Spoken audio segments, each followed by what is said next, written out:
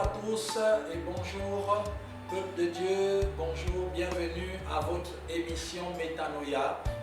Nous sommes en train de traiter le thème sur les ennemis des nations ou les ennemis de la nation. Nous avons vu déjà plusieurs messages là-dessus et aujourd'hui nous continuons sur l'un des ennemis les plus redoutables dans une nation ou dans un peuple ou encore dans une communauté, soit chrétienne, une communauté des êtres humains, dans la société. Donc, pour parler de notre nation, alors nous sommes heureux de vous avoir parmi nous. Au moment où ce message commence, vous pouvez taguer, vous pouvez appeler des personnes, vous pouvez contacter des personnes, partager au maximum cette vidéo et vous pouvez également vous connecter et connecter des personnes en leur donnant les adresses qui s'affichent en bas donc, de cet écran pour qu'elles puissent appeler d'autres personnes. Parce que vous savez, la Bible dit que ce que tu as entendu de moi, confie-le à des hommes capables qui soient à même de transmettre et l'enseigner à d'autres personnes. Donc, vous savez, Dieu est en train d'agir et partageons ces moments qui sont très importants pour notre délivrance en tant que peuple, notre délivrance en tant que nation, notre délivrance en tant qu'humanité contre les puissants des ténèbres. Nous savons que tous ces ennemis ne sont pas des hommes, mais ces ennemis rendent esclaves les hommes et rendent esclaves des peuples et même des nations, des civilisations. Voilà pourquoi nous sommes en train de voir aujourd'hui notre troisième ennemi, qui est l'injustice. Nous allons parler de l'injustice en ce moment et en quelques minutes pour que nous comprenions l'importance de vivre dans la justice et aussi les conséquences de l'injustice, pas seulement dans la vie de quelqu'un, mais dans une société, dans un peuple. La Bible nous dit dans le livre de Proverbes chapitre 14, le verset 34, que la justice élève une nation, mais le péché est la honte des peuples. La justice élève une nation, mais le péché est la honte des peuples. Donc nous comprenons que la justice, sans la justice, une nation ne peut pas s'élever. Et nous avons vu la définition d'une nation. Sans la justice, une nation ne peut pas s'élever. Et regardez dans ce passage, la Bible ne dit pas que sans la justice élève une nation, mais l'injustice est la honte du peuple. Non, c'est le péché qui est la honte des peuples. Mais l'injustice, ça s'accorde avec la première partie de la phrase, c'est-à-dire que si la justice élève une nation, ça veut dire que l'injustice rabaisse une nation et le péché qui est à la base de cette injustice est la honte des peuples. Donc non seulement nous sommes rabaissés par l'injustice, mais d'une manière honteuse, parce que le péché est à la base de l'injustice. C'est pourquoi nous avons besoin de comprendre ces choses et de comprendre que la justice, cela peut être défini comme étant le respect du droit et du mérite de chacun. Respect du droit et du mérite de chacun. Le droit fait appel à la loi, tant la loi humaine que la loi divine. Donc lorsque la loi divine est respectée, le droit divin est respecté, lorsque notre loi constitutionnelle est respectée, alors le droit est respecté et le mérite aussi doit être respecté. Donc il y a des choses qui sont liées au droit que nous ne méritons pas, mais il y a aussi des choses qui sont liées au mérite. Et donc ces deux éléments mis ensemble, nous parlons de justice. Et lorsqu'on parle du droit, de la loi de Dieu, nous parlons du principe moral, du principe spirituel, de la parole de Dieu. Et on dit que la justice est également un principe moral de conformité au droit. Donc ce n'est pas seulement faire adopter le droit ou faire marcher le droit, mais c'est aussi une conformité morale, c'est-à-dire que c'est un principe donc, qui est inscrit en nous, c'est la loi de Dieu. Voilà pourquoi la Bible nous dit dans le livre d'Ecclésiaste, chapitre 3, verset 11, que Dieu a mis dans le cœur de l'homme la pensée de l'éternité. Dieu a mis la loi et Paul dit que cette loi est inscrite dans nos cœurs. Donc la loi de Dieu est inscrite dans nos cœurs. La loi que nous avons traduite dans des articles, dans la Constitution, dans le Code pénal civil, en fait c'est une loi qui a été inscrite dans nos cœurs. Nous sommes nés avec, Dieu nous a créés avec cette loi. C'est parce que nous avons en nous la loi qui dit tu ne voleras pas, que nous avons inscrit dans notre code pénal, tu ne voleras pas. Amen. Donc c'est très important de comprendre que cette notion de justice, elle part du plus profond de nous et elle est inscrite en nous. Et cela se traduit donc par la justice que nous voyons au quotidien. Donc nous avons deux choses, le droit, que ce soit spirituel ou physique, et le mérite. Donc lorsque l'on parle de l'injustice, l'injustice est donc cette manière de vivre qui ne respecte pas le droit constitutionnel, le droit de chacun de nous, et qui ne respecte pas le droit spirituel, donc de la loi de Dieu, qui est inscrite en nous, et en plus du droit, ne respecte même pas le mérite des hommes. L'injustice n'est pas seulement le fait de froisser le droit, donc ce qui est écrit, soit en nous ou dans nos codes, mais aussi c'est le fait de froisser le mérite de personnes. Bien que ce n'est pas écrit, ce n'est pas écrit que celui qui a fait telle chose mérite forcément telle, mais cette loi, elle est naturelle. Le travail mérite salaire.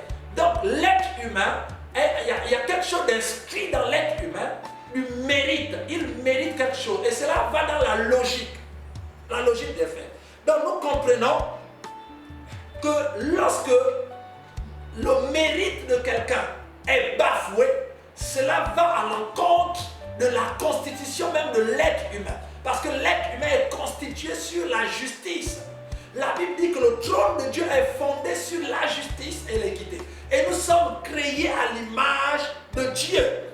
Donc notre vie est également fondée sur la justice. C'est la justice qui donne le canevas, qui donne l'orientation à la vie sur terre, au bien-être, à la stabilité sur la terre. C'est la justice qui est en nous et qui est avec nous et autour de nous.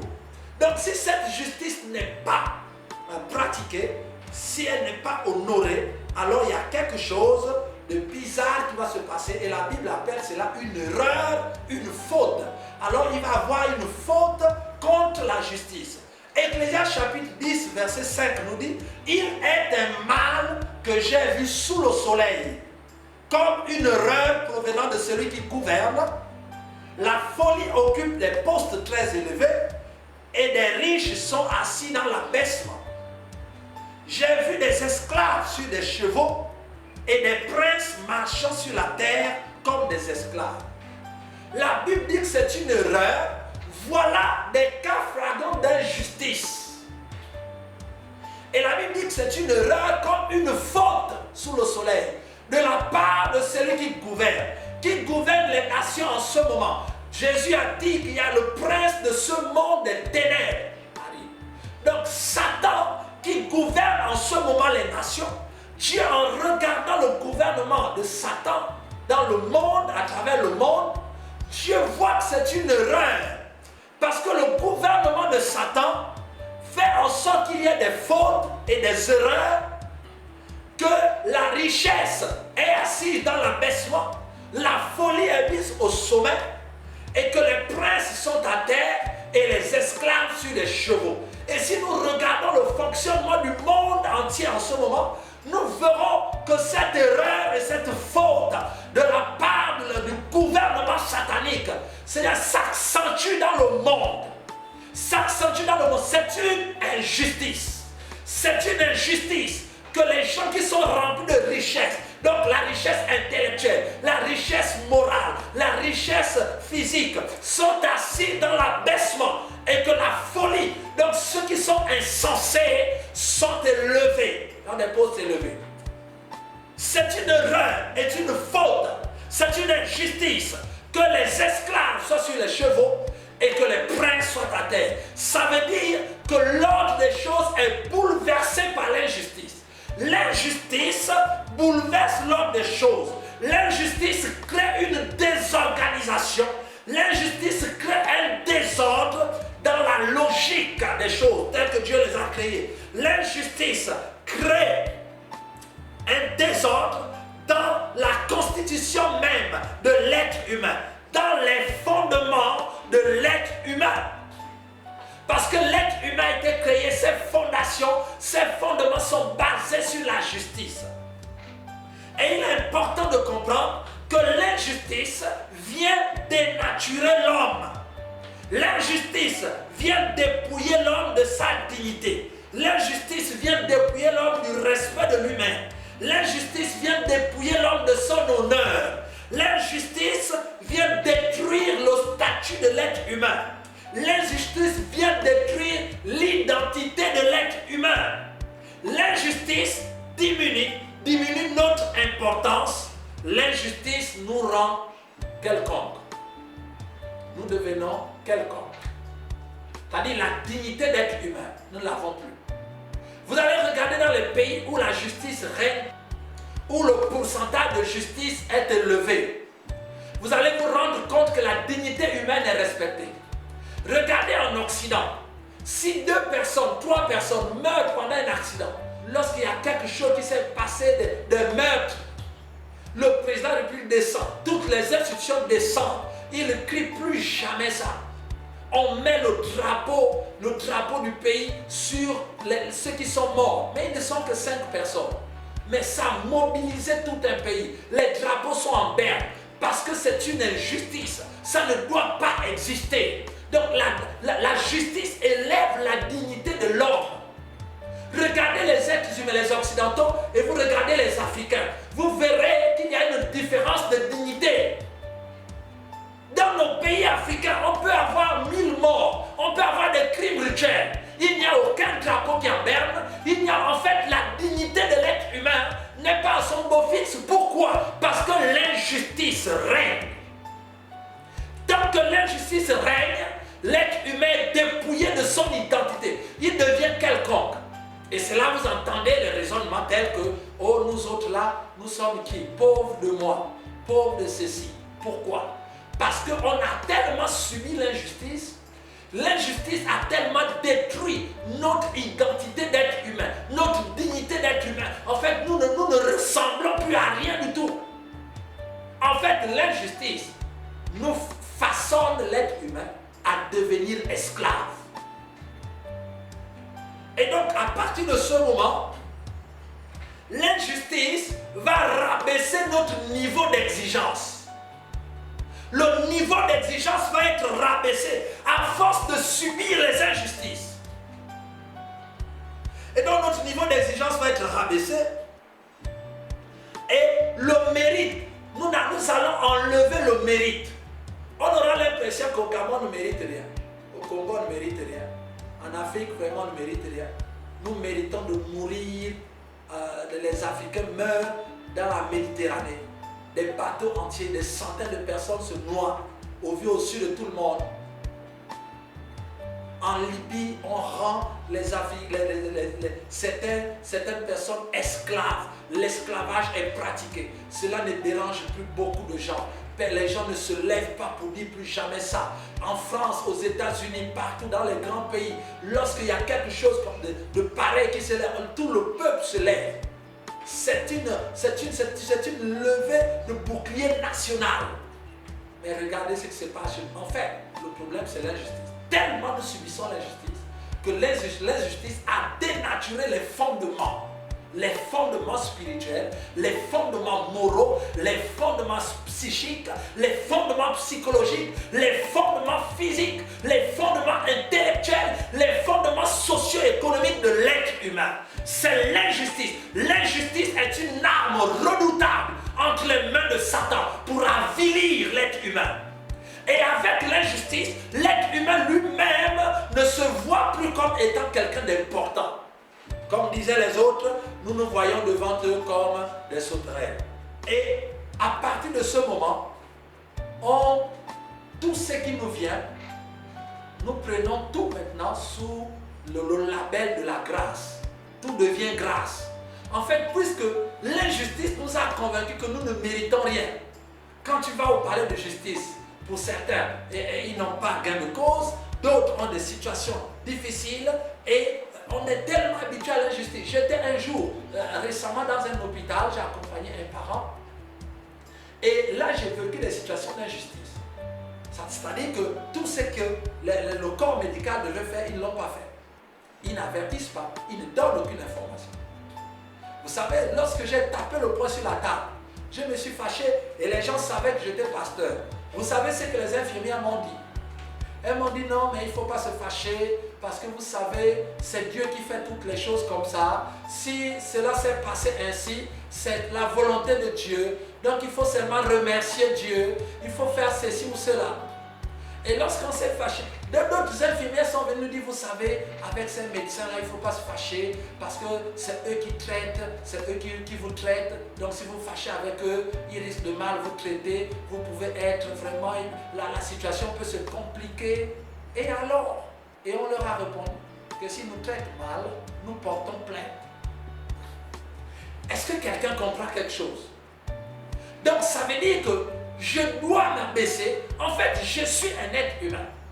L'État paye cet hôpital et ces infirmiers, ces docteurs pour me soigner. Et quand j'arrive, je dois me baisser, je dois me courber, je dois subir sous prétexte que c'est eux qui me soignent, sinon ils vont mal me soigner. Mais regardez le raisonnement. Ça, c'est le résultat de l'injustice. Je refuse l'injustice. Je crois qu'il y a encore la justice dans cette nation parce que Dieu est vivant et son trône est fondé sur la justice.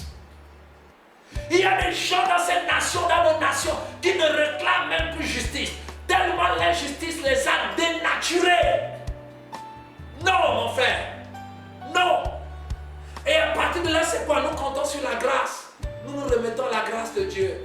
Et les gens prient dans des églises, Seigneur, fais grâce. Alors que la chose pour laquelle vous demandez la grâce, en fait, Dieu ne vous l'a pas accordé par grâce. Dieu vous l'a accordé par mérite et il vous l'a accordé par droit. C'est votre droit de l'avoir. C'est votre droit. Vous êtes né dans ce pays, vous êtes né dans cette famille, vous avez droit à quelque chose. Non, ce n'est pas une grâce, c'est un droit. Dieu fera grâce autrement. Dieu nous fait grâce par son Fils Jésus. Mais il y a des choses autour de toi, dans ta famille, dans ta nation, dans ta société, dont tu as droit. Ce n'est pas une grâce, c'est un droit que Dieu te donne par ta naissance, mon frère. Faisons la différence entre le droit et la grâce.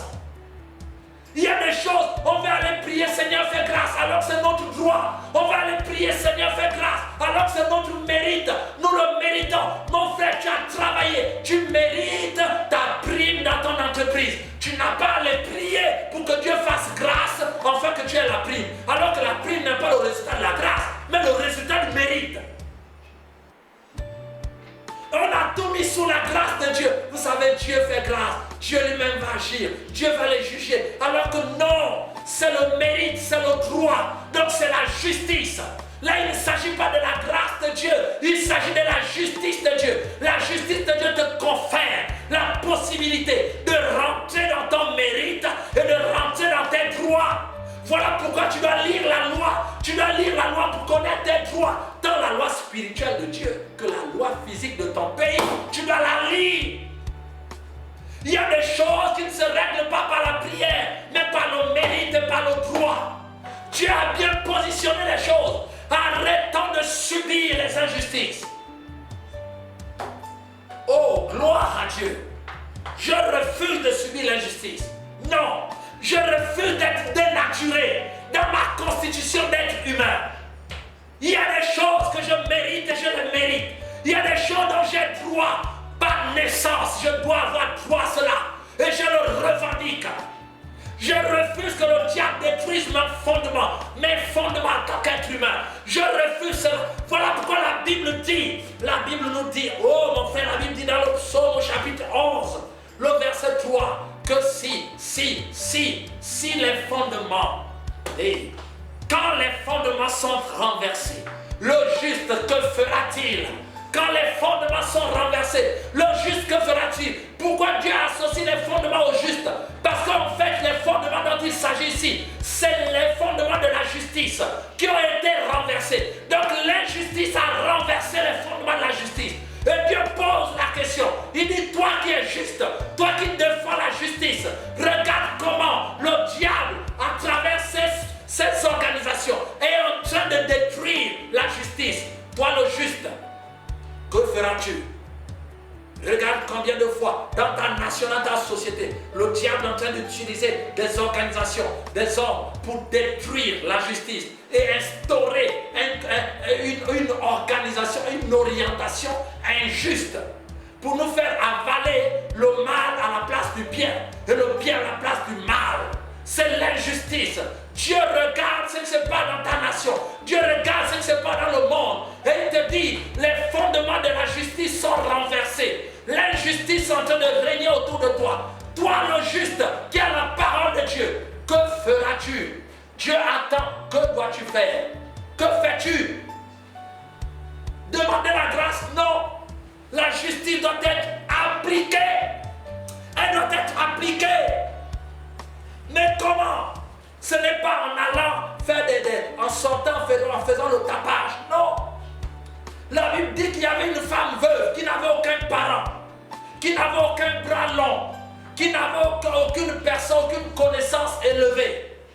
La Bible dit que cette femme était veuve, elle était seule. Mais quelqu'un lui avait fait l'injustice. Elle est allée porter plainte. Nous sommes dans Luc au chapitre 18. Et même le juge ne voulait pas rendre justice.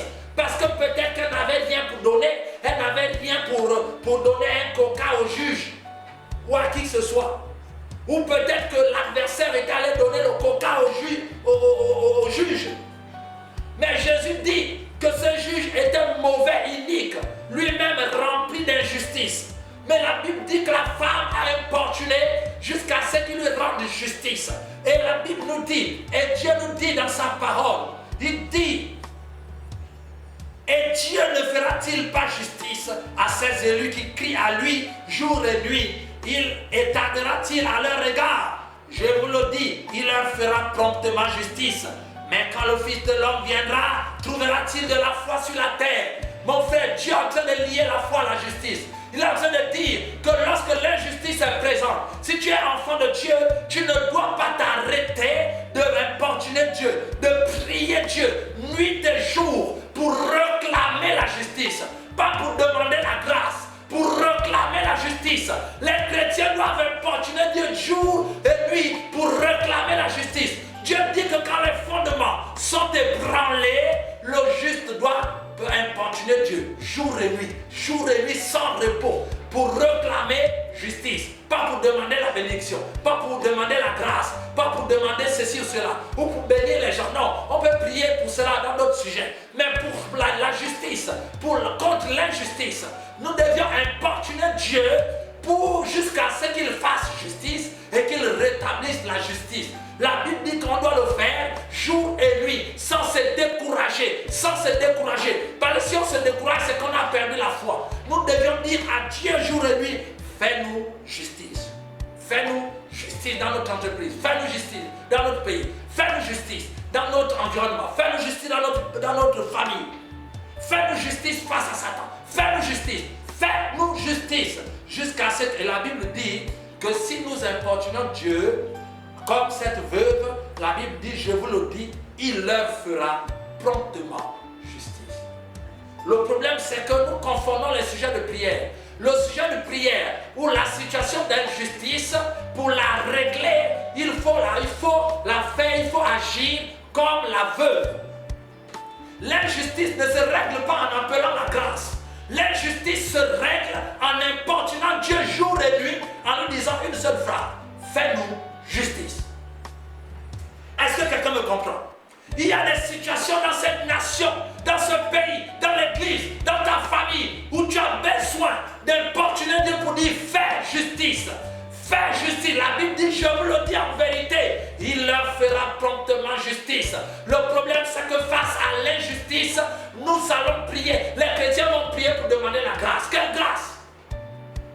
La grâce est là pour ceux qui sont dans le péché, pour que la grâce abonde là où le péché est là. Mais devant des cas d'injustice, Tu ne dois pas prier pour dire Seigneur, bénis-le. Non. Seigneur, fais-moi justice. Fais-moi justice.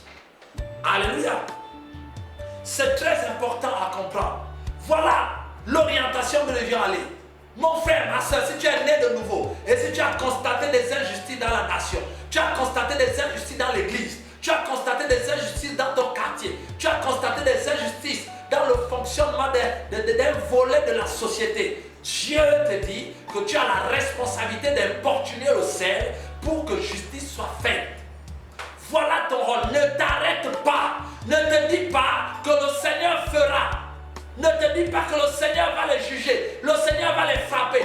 Non, le Seigneur ne va pas les frapper parce que le Seigneur a prévu un jour du jugement. Donc le Seigneur ne va pas les juger avant. Donc ne priez pas pour dire, vous savez ceux qui font le mal, le Seigneur va les frapper, ne vous en faites pas. Je vous le dis aujourd'hui, le Seigneur ne va pas les frapper parce que c'est à nous de réclamer justice. Le Seigneur a prévu un jour de jugement. Pour l'instant, ce qui te demande, si tu veux que le Seigneur juge avant le temps, il faut que tu pries et que tu l'importunes, comme cette veuve. Mais si tu restes assis chez toi en disant, en tout cas le Seigneur est au contrôle, le Seigneur n'est pas au contrôle. Si le Seigneur était au contrôle de notre nation, il n'y aurait pas eu de loi sur l'homosexualité. Donc ça veut dire que le diable est encore au contrôle sur notre sphère. Et nous devions prier pour que la justice de Dieu vienne et que l'injustice soit ôtée au nom de Jésus. Lorsque les fondements de la justice sont ébranlés, le juste, que fera-t-il? Que fera-t-il? Amen. Gloire à Dieu. Gloire à Dieu. La Bible dit qu'ils sont inexcusables. La Bible dit que la colère de Dieu se lève contre toute impiété et toute injustice. Alors si vous ne connaissez pas le Seigneur Jésus, vous avez la possibilité de le recevoir et de sortir de l'injustice. La Bible dit dans le livre de Romains au chapitre 1 que tous ceux qui sont dans l'injustice sont déclarés dignes de mort. Dignes de mort. Tant spirituellement que physiquement. Voilà pourquoi vous avez besoin de revenir à Christ. Parce que Jésus-Christ est la justice. C'est lui qui justifie et qui rétablira la justice à l'intérieur de nous. Combien de fois nous subissons l'injustice? Combien de fois l'injustice nous a dénaturés? Combien de fois nous avons accepté l'injustice? Nous avons accepté l'image que l'injustice nous donne. Alors que nous sommes créés selon l'image de Dieu. Et aujourd'hui, nous disons, nous allons encore faire comment? L'expression « on va encore faire comment ?» c'est une expression qui montre que l'injustice a eu le dessus sur toi. Et il y a même des enfants de Dieu qui le disent, on va encore faire comment? Non, on doit demander que la justice s'établisse. On doit parler, on doit prier, on doit importuner le ciel. Il nous a dit qu'il le fera promptement. Il nous fera promptement justice. Il nous fera promptement justice. Lorsque l'injustice est en place, il ne s'agit pas d'aller négocier. On ne négocie pas avec l'injustice. On va vers Dieu, on importune pour que la justice se rétablisse. On prêche l'évangile pour que le juste lui-même, celui qui est la justice, s'établisse dans les cœurs des êtres humains, afin qu'il quitte l'injustice pour la justice. C'est la prière et l'évangélisation, les armes fatales contre l'injustice. La Bible dit, heureux ceux qui ont faim et soif de la justice, car ils seront rassasiés. Car le royaume de Dieu est à eux. Le royaume est pour ceux qui sont justes. C'est pourquoi je nous invite à rentrer dans la justice de Dieu. Il est temps. Tu peux revenir. Le gain de l'injustice ne durera jamais. L'injustice est la honte des peuples. L'injustice te rabaissera dans ta famille. L'injustice que tu fais te rabaissera dans ton pays, te rabaissera dans cette nation, te rabaissera dans ton quartier, te rabaissera dans ton église. L'injustice rabaisse. Il n'y a personne qui est prospéré par l'injustice. Cela finira toujours par te détruire. L'injustice rabaisse une nation, rabaisse un peuple, rabaisse une famille, rabaisse un homme, rabaisse une femme. C'est pourquoi nous allons dire plus jamais d'injustice. C'est pourquoi nous allons prier pour dire Seigneur, je refuse l'image que l'injustice a mise en moi. Je refuse cela. Je suis quelqu'un de digne. Je suis quelqu'un d'important. Je suis quelqu'un d'important. Je refuse de marcher comme quelqu'un qui n'est pas important. Dieu m'a créé, j'ai ma place dans ce monde. J'ai ma place dans cette nation. J'ai ma place dans la famille. Je suis important. Alors élève ta voix et prie avec moi pour dire plus jamais d'injustice. Je ne laisserai plus la main à l'injustice. Je ne laisserai plus la place à l'injustice. Je combattrai l'injustice parce que Dieu m'a fait justice. Je suis né de nouveau. Et si vous n'êtes pas né de Dieu, vous pouvez dire au Seigneur Jésus, viens dans ma vie pour que je sorte de l'injustice. Père, nous te rendons grâce pour ces moments. Nous te bénissons pour ce message et nous te bénissons pour les effets de la justice qui viennent éradiquer l'injustice au-dedans de nous, au milieu de nous. Merci pour notre nation parce que la justice élève une nation et toute injustice qui fait la honte des peuples. Seigneur, nous refusons cela au nom de Jésus. Nous venons crier, Père, afin que dans cette nation, que tu nous fasses justice. Que ta justice s'installe, afin que dans notre société, que ta justice s'installe, que dans notre famille, que ta justice s'installe, dans le quartier, dans l'église, dans notre lieu de travail, ta justice s'installe. Nous mettons fin au règne de l'injustice, au nom puissant de Jésus. Merci de convaincre de péché, de justice et de jugement pour ceux qui ne te connaissaient pas. Et qu'en ce moment, quelque chose de nouveau se passe dans nos vies. Nous te rendons grâce pour le salut, Seigneur, qui se manifeste aujourd'hui. Dans le nom de Jésus, nous prions. Amen. Amen. Gloire à Dieu et nous nous retrouvons lundi prochain dans la grâce de Dieu.